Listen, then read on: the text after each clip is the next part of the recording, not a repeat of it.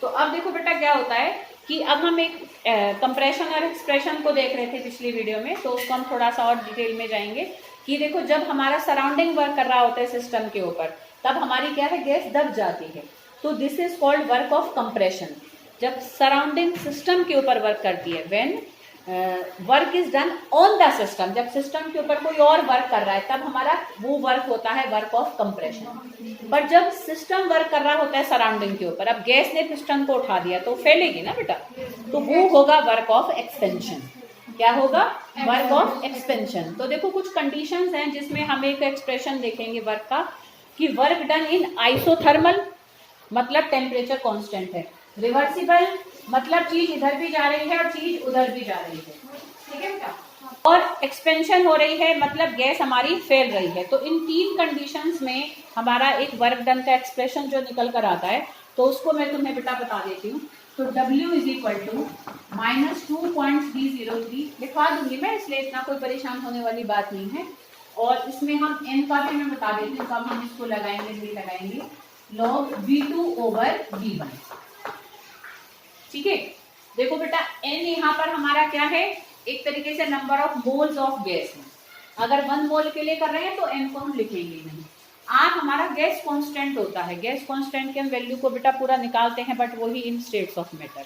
तो अब वो तुम्हारी यूनिट हट चुकी है, तो R की ज्यादातर यूनिट हम 8.314 किलो जूल पुट करते हैं, ठीक है। इनकेस जब न्यूमेरिकल होता है तो गिवन भी होती है वैसे R की वैल्यू। T हमारा एब्सोल्यूट टेम्परेचर होता है, एब्सोल्यूट टेम्परेचर टर्म भी स्टेट्स ऑफ मैटर में थी। एब्सोल्यूट टेम्परेचर को देखो सिंपल ध्यान रखो, टेम्परेचर इन केल्विन। जब कभी भी हम केल्विन में एक्सप्रेस करते हैं तो वो हमारा एब्सोल्यूट टेम्परेचर होता है। V2 हमारा क्या है, फाइनल वॉल्यूम। V1 हमारी क्या है, इनिशियल वॉल्यूम। तो अगर वॉल्यूम्स गिवन है तब तो फॉर्मूला ये हो जाएगा, और अगर प्रेशर गिवन है तो हमारा यहाँ पर P1 ओवर P2 आ जाएगा, ठीक है बेटा। क्योंकि हमारा देखो एक ये P1 V1 is equal to P2 V2, ये तुम्हारा बॉयल्स लॉ होता है जो कि स्टेट्स ऑफ मैटर में हम, ठीक है। तो ये वहां से हम इस एक्सप्रेशन को निकाल सकते हैं कि V2 ओवर V1 की जगह P1 ओवर P2 होता है, ठीक है। एक मिनट जल्दी इसको ना वहां तक तुम्हें करवा देते हैं, ताकि तुम्हारा ये वाला हीट तो बहुत छोटी सी। हाँ तो देखो बेटा अभी हमने क्या देखा था, ये एक्सप्रेशन देखा वर्क डन का किन कंडीशंस में। आइसोथर्मल हो तो देखो कोई हम टेम्परेचर हमारी एक ही वैल्यू रहेगी तो T1 T2 करने की जरूरत नहीं, आइसोथर्मल। रिवर्सिबल प्रोसेस हो, मतलब इधर भी हो रही हो इधर भी हो रही हो, फिर भी हम ये कह रहे वर्क ऑफ एक्सपेंशन है कि फैल रही है, पर फैल मतलब ऊपर की तरफ तो बढ़ रही है, पर कभी कभी थोड़ी नीचे हो जाती है फिर ऊपर हो जाती है, तो मतलब ऐसे भी चल रहा है ऐसे भी चल रहा है, तो it is a reversible process. पर ओवरऑल एक्सपेंशन ज्यादा हो रहा है, मतलब एक्सपेंशन वाली साइड पर प्रोसेस थोड़ी फास्ट चल रही है।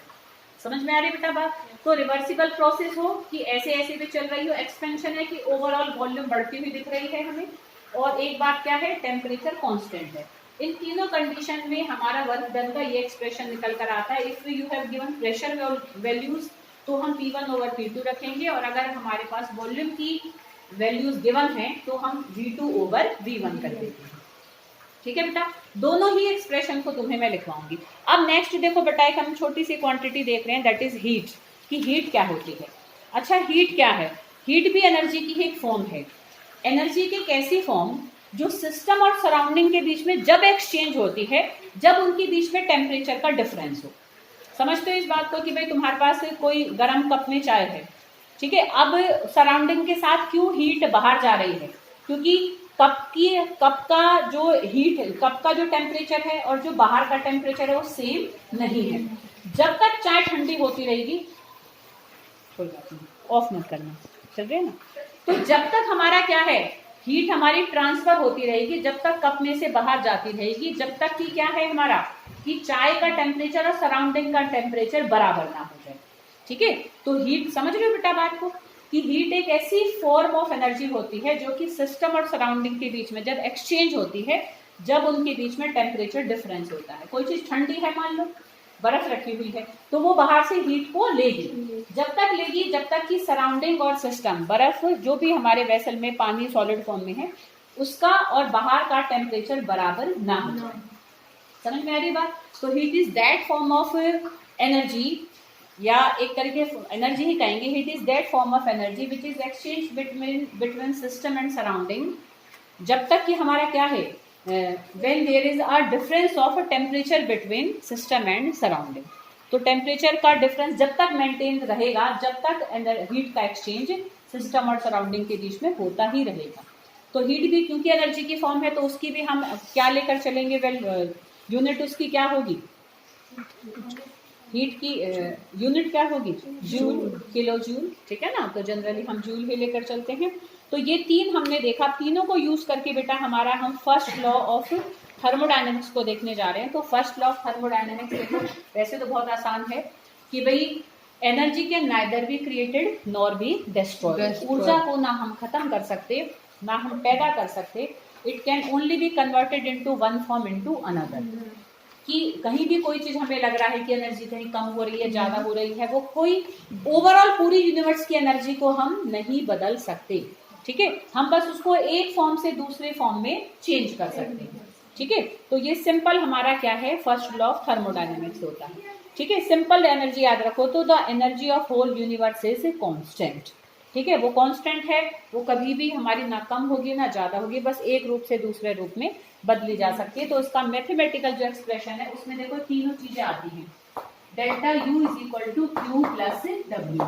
तो ये फर्स्ट लॉ ऑफ थर्मोडायनेमिक्स की मैथमेटिकल फॉर्म है, जिसमें हमने उन तीनों क्वांटिटीज को लिया जो अभी हमने स्टडी किया था। ये क्या है, चेंज इन इंटरनल एनर्जी। ये क्या है, क्यू क्या है, हीट। क्यू किसका सिंबल होता है, हीट का।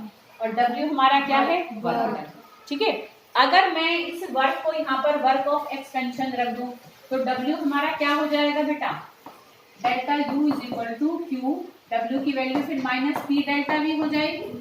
अगर वो वर्क ऑफ एक्सपेंशन है, मतलब अगर सिस्टम खुद वर्क कर रहा है, देखो बेटा यहाँ ध्यान से, थोड़ी सी मैथमेटिकल यूनिट है, तो पर कोई हर यूनिट का अपना अपना एक तरीका होता है पढ़ने का, पढ़ाने का।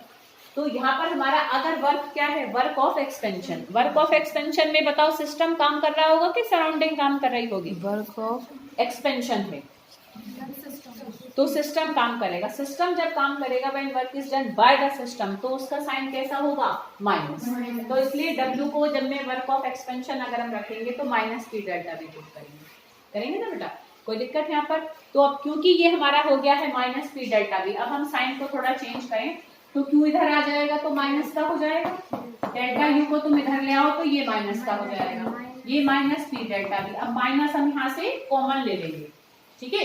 तो हमारा सारे ही साइन फिर चेंज हो जाएंगे, और सारे साइन चेंज हो जाएंगे तो यहाँ पर हमारा क्या बन जाएगा, ये एक्सप्रेशन बन जाएगा कि Q is equal to delta U plus P delta V. आ रही है बात समझ में। तो इसको हम यूज करेंगे बेटा कुछ न्यूमेरिकल्स करने में, ठीक है। Q is equal to delta U plus P delta V. आ रही बेटा बात समझ में, ठीक है। प्लस ऐसे आया कि देखो मैंने यहाँ पर सबके, जब तुम डेल्टा यू को यहाँ ले आओगे, क्यू को यहाँ ले आओगे, तो साइन बदल जाएंगे ना, सारे माइनस माइनस माइनस हो जाएंगे। तो हमने माइनस यहाँ से कॉमन ले लिया, तो भाई या तो सबके माइनस साइन थे, सबके ही कैसे हो गए, प्लस साइन हो गए बेटा, सबके ही साइन फिर चेंज हो गए। क्योंकि ऐसा नहीं हो सकता हम चेंज कभी एक पे करेंगे तो सारे पर फिर हम एक जैसा चेंज कर सकते हैं, ठीक है। तो इसलिए सारे ही हमारे पॉजिटिव बन गए, ठीक है बेटा। आ रही है बात समझ में। तो ये हमने छोटे छोटे से क्या देखे, हीट, एनर्जी और वर्क की छोटी छोटी टर्म्स देखी।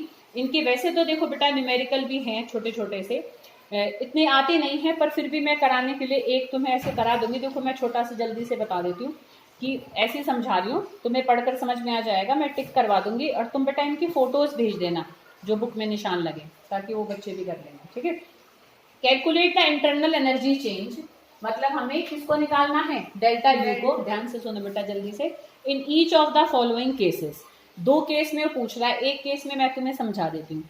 इस system absorb 15 kilo joule of heat, उसने कितनी हीट एब्जॉर्ब करी, 15 kilo joule.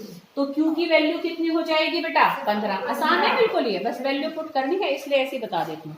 And does 5 kilo joule of work, और उसने कितना वर्क किया, 5 किलो जूल। अच्छा आप बताओ, क्योंकि वर्क उसने किया तो वर्क का साइन कैसा होगा, माइनस के प्लस। वर्क किया उसने, जब करता है ना सिस्टम खुद काम, तब उसकी एनर्जी खत्म हो रही है, तब वर्क हमारा नेगेटिव होगा, जब सिस्टम खुद काम करता है। तो W का साइन इसलिए हम यहाँ पर क्या रखेंगे बेटा, माइनस रखेंगे। ठीक है, तो इसमें पुट करेंगे क्योंकि ये हमारा ओवरऑल पहला एक्सप्रेशन था, तो बस सिंपल से चेंज निकाल लो। Q हमारा कितना था बेटा, 15। ठीक है, और वर्क हमारा माइनस में आ जाएगा 5, तो कितना आ जाएगा हमारा 10 हमारा, क्योंकि किलो जूल में था तो फिर इसको भी हम किलो जूल में रखेंगे, तो ये हमारा चेंज इन इंटरनल एनर्जी आ जाएगी। कोई दिक्कत, एकदम सिंपल है, कोई ऐसे इसमें मुश्किल नहीं है। एक दो पर मैं और टिक करा दूंगी, ट्राई करके देख लेना। ठीक है, तो ये हमने फर्स्ट लॉ ऑफ थर्मोडायनेमिक्स